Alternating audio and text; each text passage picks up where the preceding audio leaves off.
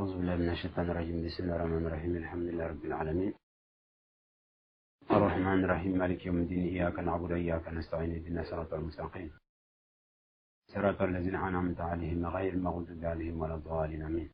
اللهم صل على سيدنا محمد وعلى آل سيدنا محمد وسلم. Chers frères et sœurs en islam, assalamu alaikum wa rahmatullahi wa barakatuh.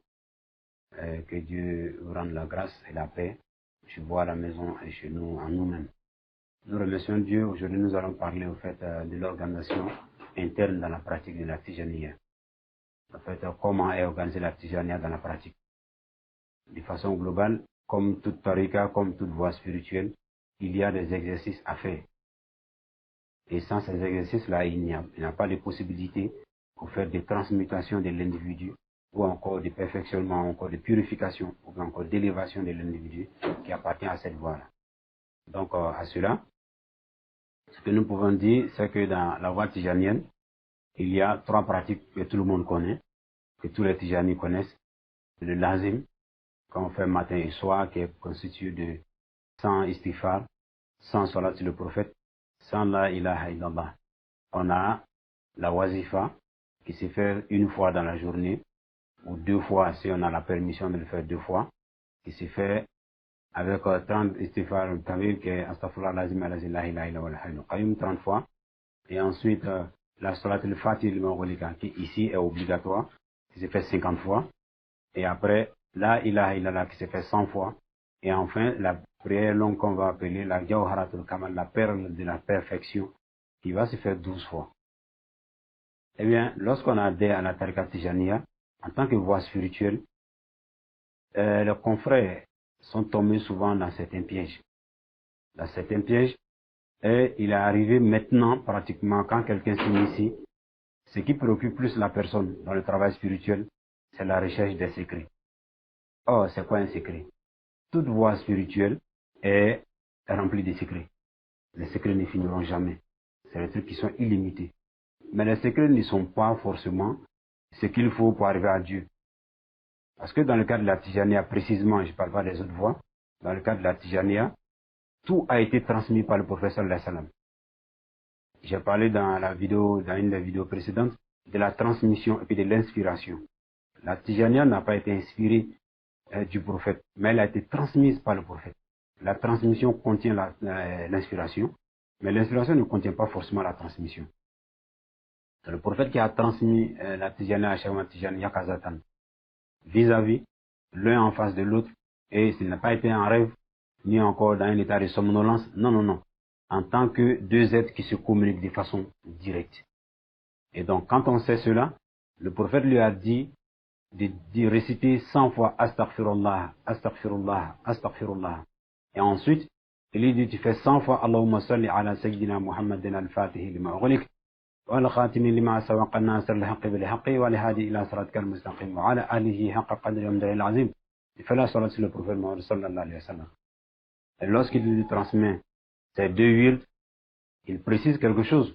Il dit Alzim hazihi tariqa. Il dit sois constant dans la pratique de cette voie que je viens de te transmettre, jusqu'à ce que tu atteignes la station qui t'a été promise. Et c'est 4 ans après qu'il va venir ajouter la ilaha illallah, la ilaha illallah. Ce qui va faire que vous allez remarquer dans la pratique de l'azim, on commence par istighfar, salat ala nabi, et entre les deux, on fait subhana rabbika rabbil izzati amma yasifun. Seulement la ilaha illallah vient après.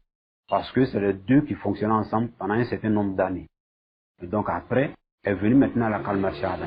Et donc la kalma shahada qui est venue après, a complété le lazim à 3 éléments. Toutes ces pratiques-là ont été enseignées, ont été transmises par le prophète lui-même sallallahu alayhi wa sallam. Parce qu'il a dit, reste constant sur cette pratique-là jusqu'à ce que tu atteignes la station spirituelle qui a été décrétée pour toi. Donc, nous comprenons aisément, et c'est par le lazim que Cheikh Ahmad Tijani accède maintenant à la station suprême qu'il avait toujours cherchée, ou bien la station suprême qu'il attirait au fait. La station attirait Cheikh Ahmad Tijani. C'est ce qui a fait qu'il passait d'un chèque à un autre. C'est ce qui a fait qu'il passait d'un état à un autre.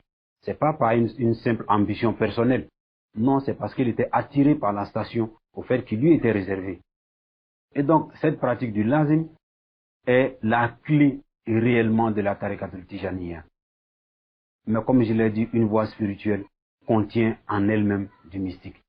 Les gens ont fait cette confusion, ou bien les gens font globalement cette confusion entre une voie spirituelle et une voie mystique, qui sont carrément différentes. Le spirituel contient le mystique, mais le mystique ne contient pas obligatoirement le spirituel. Donc ça, c'est cet élément-là qui a beaucoup joué sur la progression des mourides, sur la progression des pratiquants de la voie. Parce que quelqu'un rentre, le seul élément qui l'intéresse, c'est chercher les secrets.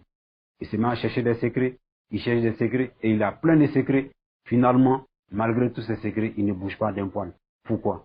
Parce qu'il a pensé que ce sont ces secrets-là qui vont le faire évoluer. Les secrets, non, ce qui fait évoluer, c'est le lazim qui a été transmis à Cheikh Tijani. Ensuite, la wazifa. Ensuite, la hadra. Et donc, dans le lazim surtout, je prends l'exemple du grand cheikh Ibn Arabi al-Assaï, Araba. Un de ses enfants nous disait comme ça, et dit, le cheikh faisait son lazim de 45 minutes après d'1h15 de temps. Nous, on fait notre lazim en combien de temps? En 5 minutes? En 10 minutes? On a déjà fini le lazim. Alors que la pratique spirituelle demande une concentration. Cheikh Tijani a dit la concentration est le secret de l'adoration de Dieu. Il le dit dans le livre Jawahir al-Ma'ani.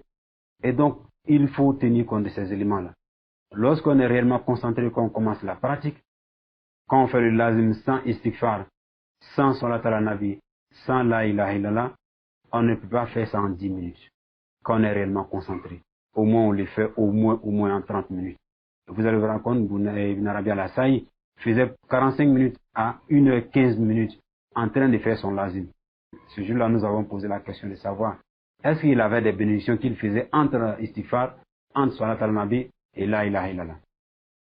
L'interlocuteur nous a répondu, il a dit non, il faisait simplement 100. Et les 100 qui arrivaient jusqu'à 1 heure de temps, la première fois nous l'avons entendu, c'était étonnant. Mais c'était dû à l'extrême concentration du chef lorsqu'il faisait son travail spirituel. Il faudra que les Tijani, les confrères Tijani, retournent carrément au lazim. Qu'ils fassent leur lazim, parce que le lazim est secret. Le lazim, c'est quelque chose qu'on doit pratiquer seul, en secret, en toi et Dieu. Quand le moment arrive, il faut te mettre à part.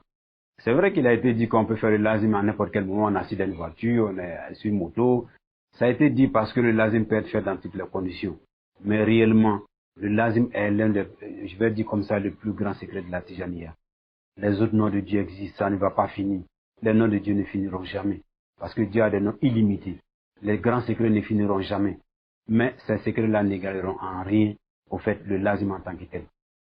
Parce que le grand cheikh nous a dit à la Zawiya de base, à Fès, il dit que une fois Salatul Fatih dans le lazim, même si le monde entier se réunit pour réciter la Salatul Fatih 1 milliard de fois, ça ne vaudra pas en valeur une seule fois la Salatul Fatih dans le lazim. Donc vous allez comprendre. Et un des petits-fils de Sidi Sukayrij qui nous a dit, il dit au fait, le lazim contient la masse énergétique du prophète Mohammed sallallahu alayhi wa sallam. Et donc sur ce, nous allons conclure pour vous dire assalamu alaikum wa rahmatullahi ta'ala wa barakatuh.